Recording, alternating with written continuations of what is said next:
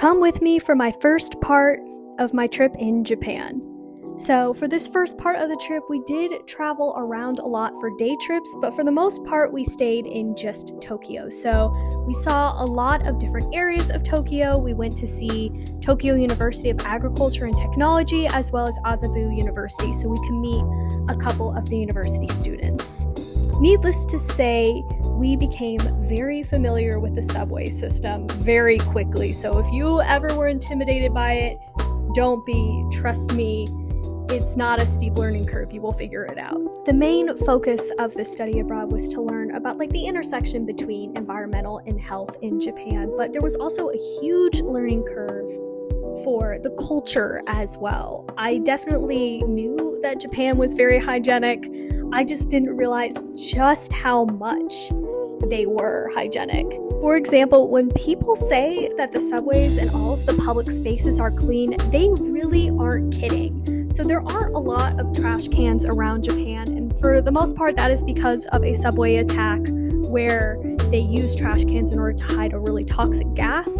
And there still is not a lot of trash out on the streets. Instead, people go and they will just carry it around with them until they get back home for the day. I also noticed very quickly that all the restaurants come with its own moist towelette so you can wash your hands before eating a meal. This doesn't seem like a big thing, but as a germaphobe where my family is constantly asking who brought the wipes, who brought the hand sanitizers to meals, this was definitely very nice.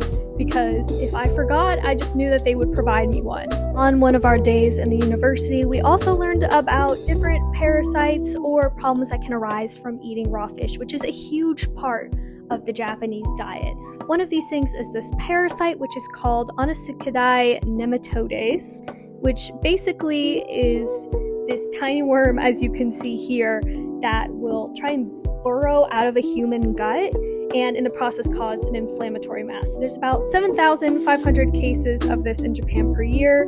We actually got to dissect a fish, as you can see here, looking for these parasites. Don't let that scare you though. They are still quite safe because the people who are in charge of fishing and also making sure that all the fish are safe do know exactly how to make sure that there aren't any parasites. Also, of course, had to go experience some karaoke. If you didn't know, karaoke actually originated in Japan. So this is us, you'll see in a few minutes, us being able to explore a real Japanese karaoke courtesy of our new university friends. So that was a lot of fun. Thankfully, the iPad did have an English option because if they didn't, we would not have known any of the songs or where to find them. Truly, if it were not for our new university friends, I don't know if we would have been able to experience nearly as many of the cool things as we had. They also took us to some of the best restaurants that I've ever been to, truly. One of the places they took us to was an izakaya, which is like a traditional pub in Japan, and it had some of the best chicken skewers, which they call yakitori, that I've ever had in my life. Now for some of the actual facts that we learned through some of the lectures. One of the lecturers actually talked a bit about the traditional meal and the history of food in Japan. So a traditional meal has a main dish, which is normally fish. It has soup, and it also has rice and at least one side dish. Nowadays, meals are a blend of traditional and Western food. Meat actually didn't become a part of Japan until well after the Edo period, and that is around when the foreigners came. It was after their isolationist period. So they still don't eat fish as much as a typical American would, but they definitely eat it a lot more than they used to.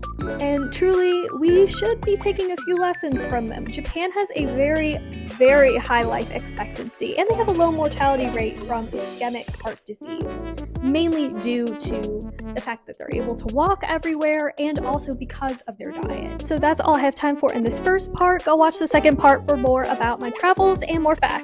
Bye!